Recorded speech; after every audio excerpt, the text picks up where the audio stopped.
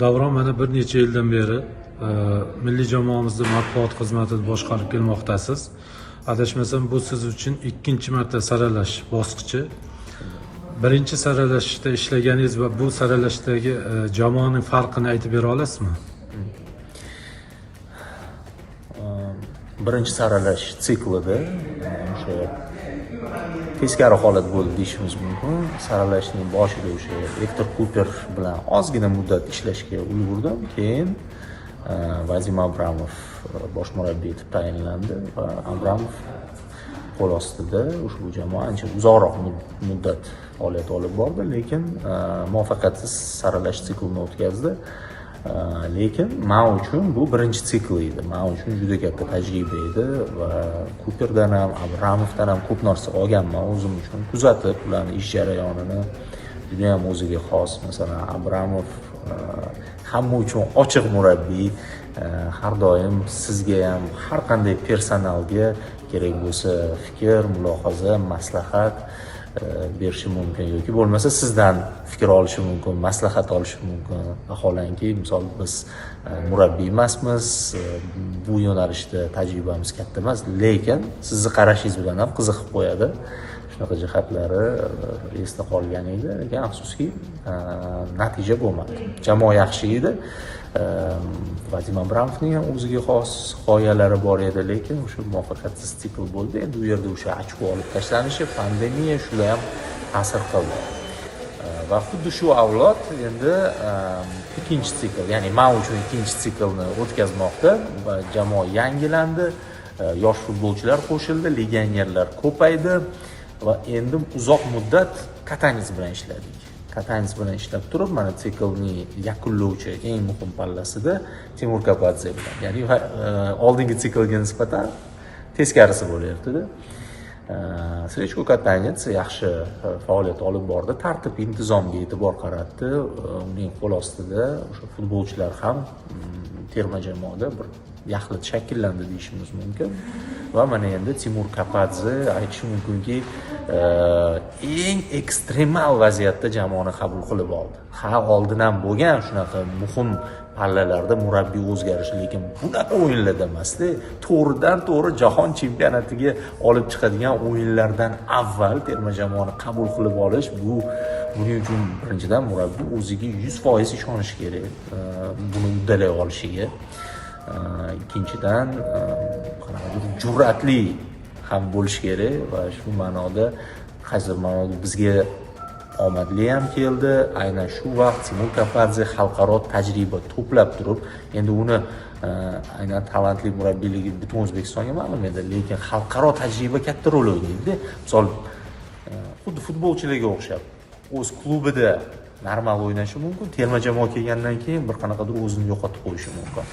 Murabbiylarda ham shunaqada, bilib bo'lmaydi. Bunaqa darajada boshqa insonga, boshqa murabbiyga aylanib qolishi mumkin edi. Lekin Kapadze o'sha Olimpiya o'yinlariga olib chiqdi, bir nechta Osiyo kubogini o'tkazdi, Olimpiadada ham ishladi, katta arenalarni ko'rdi, katta futbolchilar bilan ishladi. Uni qo'l ostida mana Abbos ham, Abduqodir ham o'ynadi, plus o'sha Olimpiya o'yinlariga liderlarni chaqirdi.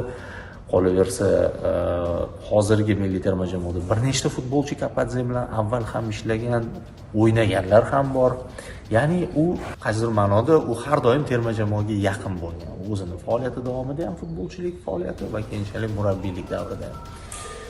Va endi mana eng hal qiluvchi o'yinlar oldidan turibmiz va jamoa eng muhimi o'sha Timur Kapadze g'oyalarini o'ziga singdirdi. Shu oldingi mart oyidagi yig'inlarda 4 ochko oldik va o'sha yig'in, aslida o'sha yig'in ham Timur Kapadze uchun juda katta sinov edi. Bir necha kundan keyin jamoani qabul qilib olib, ikkita saralash o'yinini o'tkazish, bittasi Eronda mehmonda va u yerda yutqazmaslik. Bu uddalandi. Mana endi to'g'ridan-to'g'ri jahon chempionatiga yo'llanma beruvchi uchrashuv arafasida turibmiz. O'ylaymanki, bunisini ham hammamiz birgalikda uddalaymiz. Yaxshi tarafi jamoada jarohat yo'q va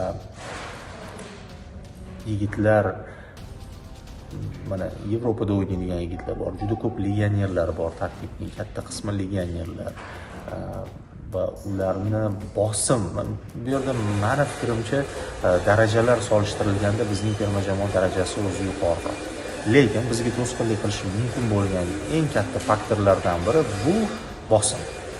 O'sha yo'llanma bosimi, e'tibor, butun O'zbekiston hozir e'tibor qaratganini yigitlar his qilib turishdi. Bu motivatsiya beradi, lekin ozgina hayajonlantirib qo'yish ham mumkin. O'zimizda qattiq hayajon his qilyapmiz-da, to'g'risi. Yaqinlashgani sari futbolchilarni tasavvur qilyapman, maydonga tushgandan keyin har bitta xatti-harakati necha million insonlarning nigohida bo'ladi. Shuning uchun bu yigitlar xalqaro tajribasi bilan, darajasi bilan, plus yaxshi bir o'yin rejasi bilan maqsadga erishadi, ya'ni hammamiz erishamiz. Jamoada kayfiyat qanaqa? G'alabaga ishonch bormi? Aynan g'alabaga intilish bor. Chunki bizni durang ham qoniqtiradi-yu, lekin hech kim durangni o'ylayotgani yo'q. Hammaning maqsadi g'alaba. Biz yutishimiz kerak, biz ko'rsatishimiz kerak, ishonch bilan chiqishimiz kerak.